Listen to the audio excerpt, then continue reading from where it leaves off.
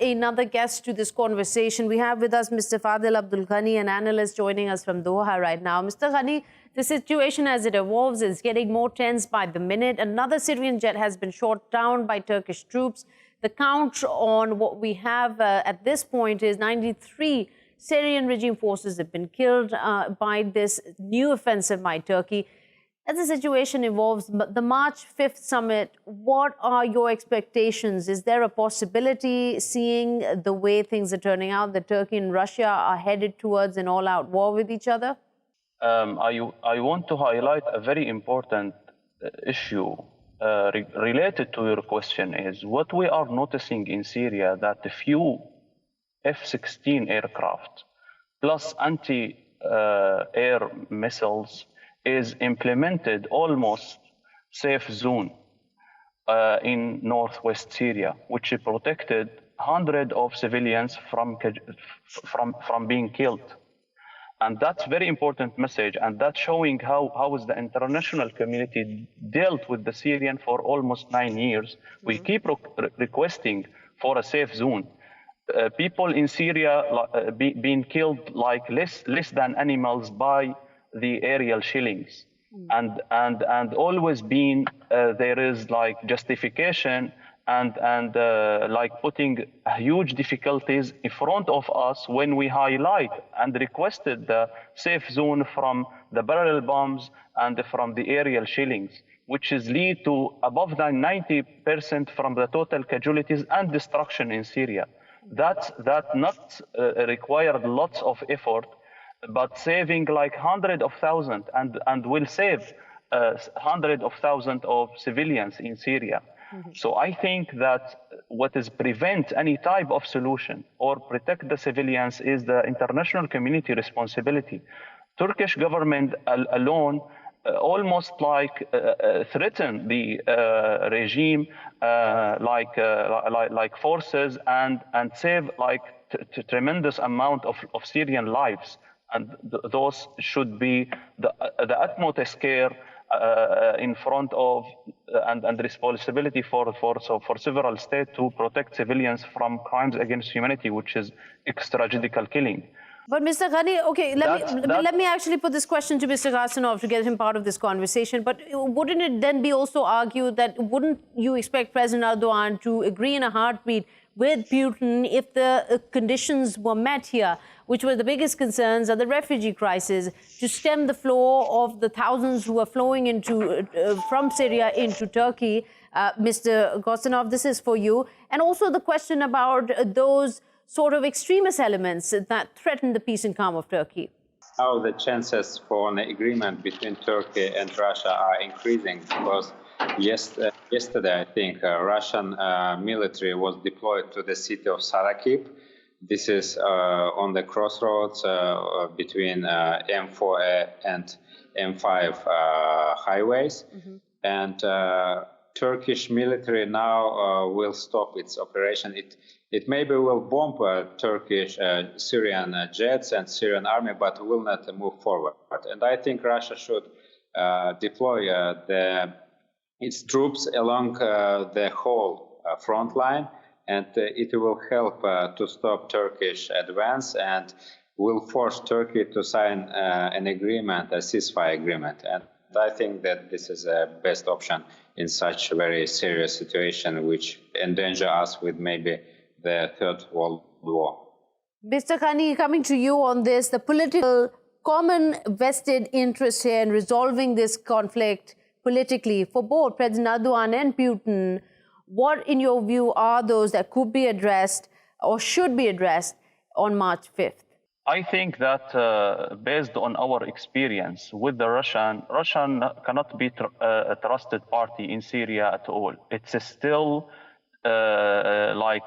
support Assad regime totally, not only military, but also prevented any type of accountability. We will never forget that they, via veto, rejected any type of referring to the ICC. We will never forget their also media propaganda. Like 2 days ago, Russian Russia today is like criticizing Syrian network for human rights and criticizing any channel who is reporting about the violation of the Russian forces war crimes committed in Syria.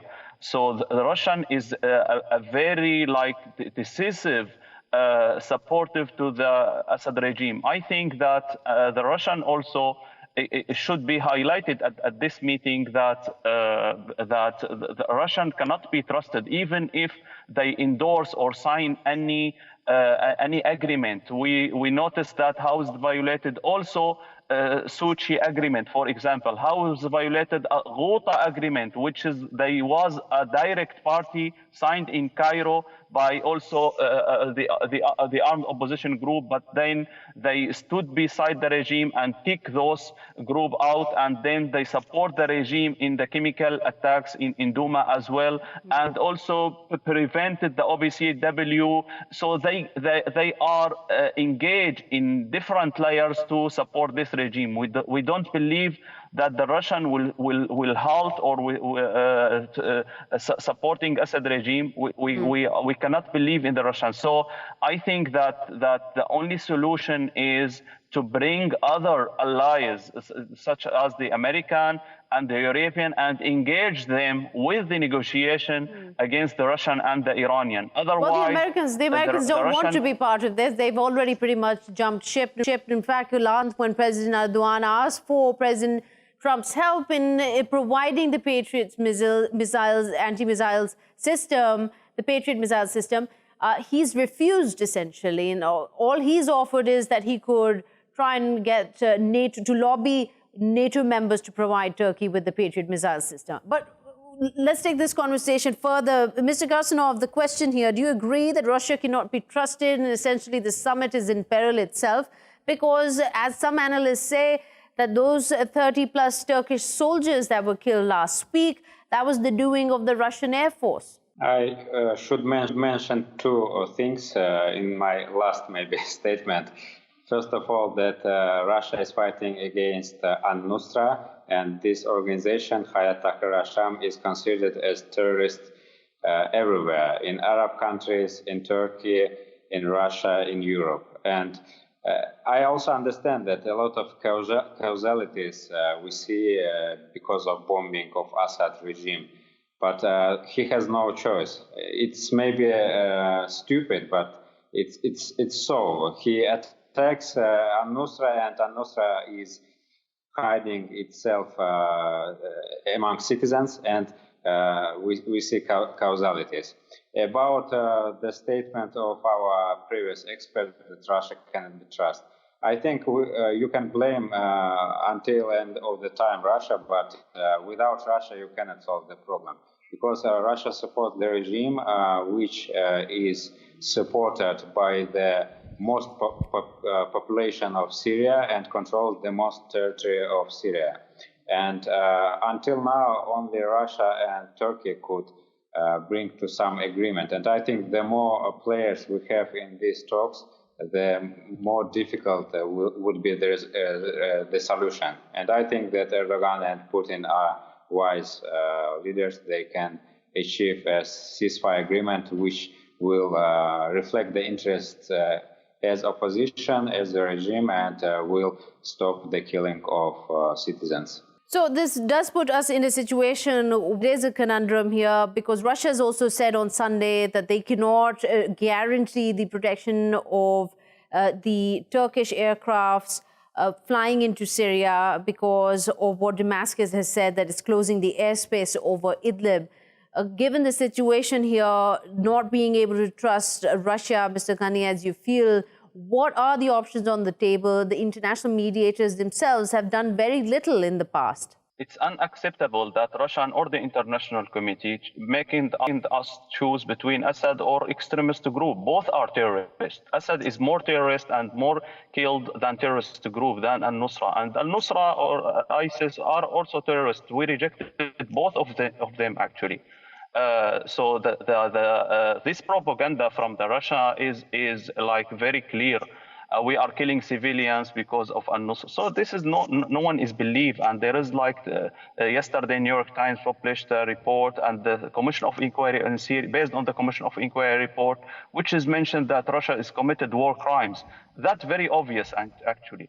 I think that the only way is the safe zone, to protect the civilians, to establish also here a government. That government lead the negotiation on the Syrian soil.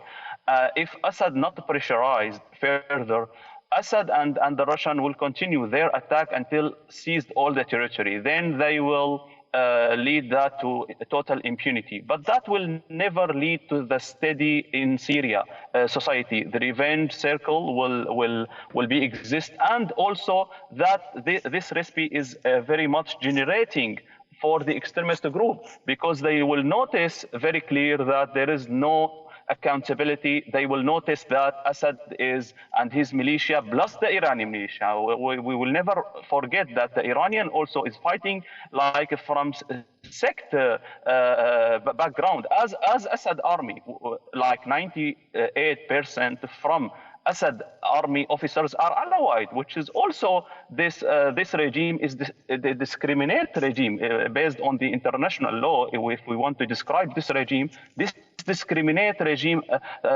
background from his sectarian actually. So based on that, there is no solution at all with Assad exist. With the Russian support, the Russians need to change their strategy in Syria and to rethink again that rehabilitate this rooted regime is impossible. Like 6 million Syrian out of Syria and also plus 6 million Syria, so half of the IDP, so half of the population, and also the population inside Assad regime is being affected from this regime.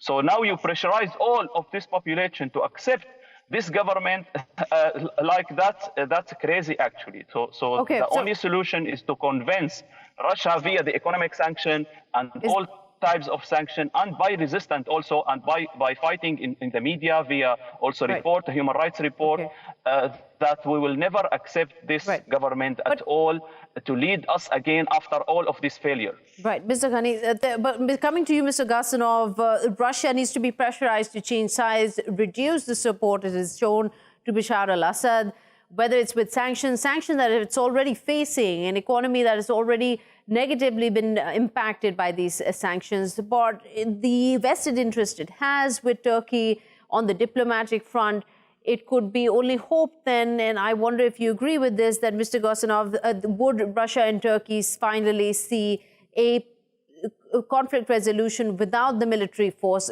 in this March 5th summit coming up? Yes, the sanctions is very heated.